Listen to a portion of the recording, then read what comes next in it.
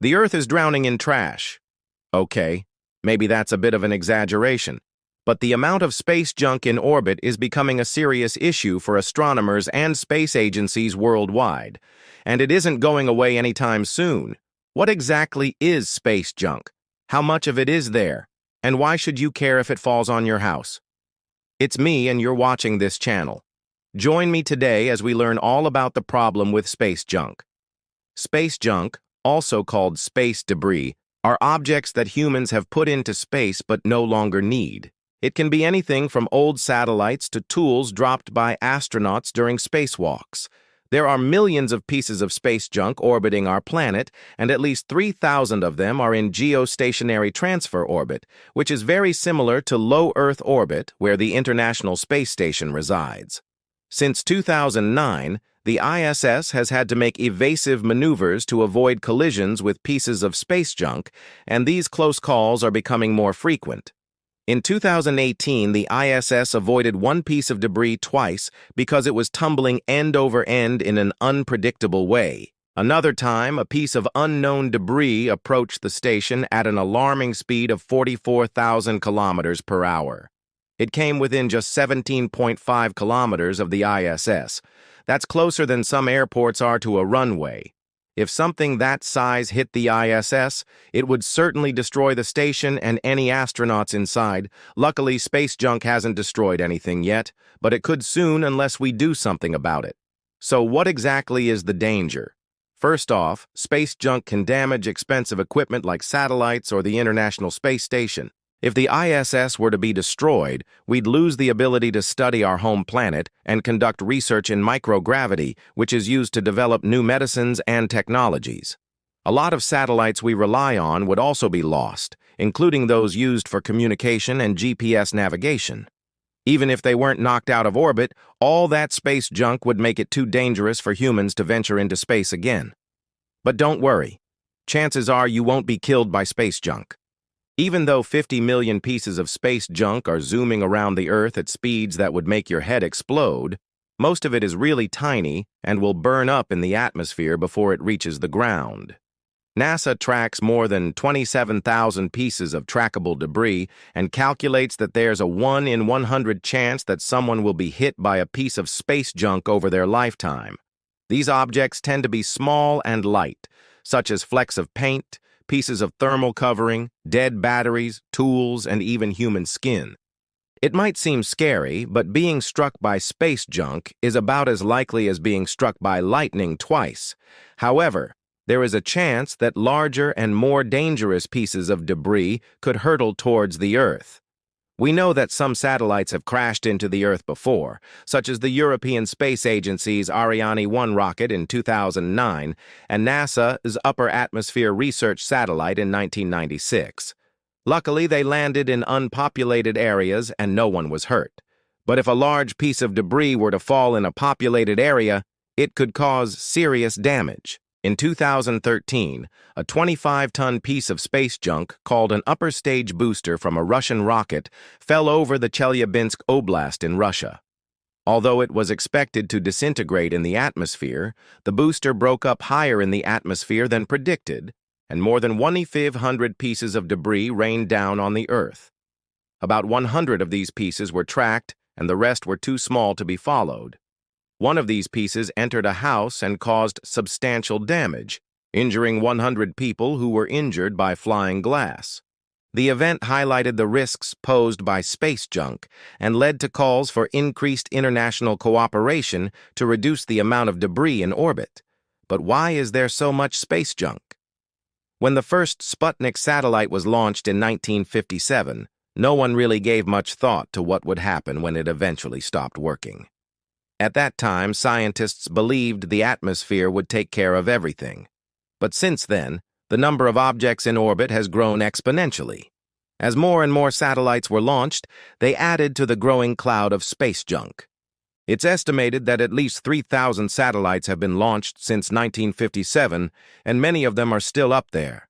Some are still operational while others are dead and useless. There are three main reasons why satellites die.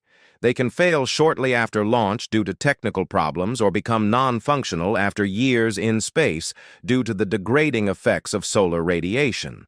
Sometimes satellites are intentionally placed in a holding orbit and left to die after completing their mission. Dead satellites make up almost half of the space junk in orbit. Some of them contain toxic chemicals and fuel that can poison the Earth if they fall onto it. But don't worry. Most satellites are built with a self-destruct mechanism that will clear the contents of their fuel tanks when they reach a certain point in their orbit. This prevents them from harming the Earth when they eventually re-enter the atmosphere. Another 30% of space junk consists of items that have fallen off rockets or spacecraft. These include things like tools, bolts, and dead batteries. Most of these objects are in a stable orbit and won't come back down to Earth for hundreds of years. However, every now and then, an astronaut will drop something while servicing a satellite, and it will tumble down to the Earth. You may have seen pictures of astronauts performing these tasks. They always wear a special spacesuit that has long gloves on it. This is so they can grab onto things better while floating in space. But sometimes even these special gloves aren't enough, and something gets away. For example, in 2007, a wrench floated away from the International Space Station. It tumbled through space for 4 days before NASA was able to predict its trajectory and intercept it with a pair of robotic space probes. The remaining 10% of space junk is made up of fragments from objects that have been destroyed in space. Some of these objects were satellites that were deliberately destroyed by anti-satellite weapons testing. Others were satellites that were hit by other pieces of debris or meteoroids. When an object is destroyed in space, it breaks up into thousands of fragments, each of which is potentially dangerous.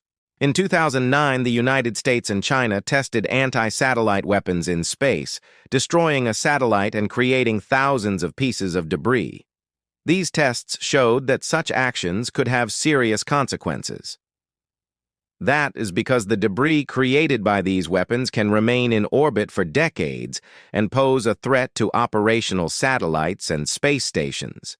Now you might be wondering what happens to space junk when it returns to the Earth. As most space junk orbits the Earth at high speeds, it eventually slows down due to atmospheric drag and begins to descend. Some pieces burn up in the atmosphere before reaching the ground, while others survive the journey and become litter on the Earth. Objects that survive the descent often land in the ocean where they're impossible to retrieve. Over the years, some of these objects have washed up on beaches around the world, causing quite a stir among the locals who often have no idea where they came from. There have been several instances of beachgoers finding mysterious metal objects on the shore only to discover they're actually pieces of space junk. The largest piece of debris ever found on the Earth was a 5-ton part of a Delta II rocket that crashed into the John Day Fossil Beds National Monument in Oregon in 2009.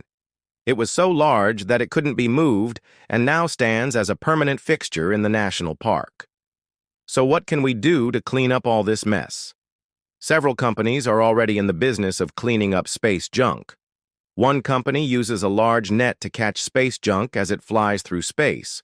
Another uses a laser to push small pieces of debris out of orbit. But these methods are still in their infancy, and it will be some time before they can remove the millions of pieces of space junk in orbit. In the meantime, we can try to reduce the amount of new junk we're putting into space.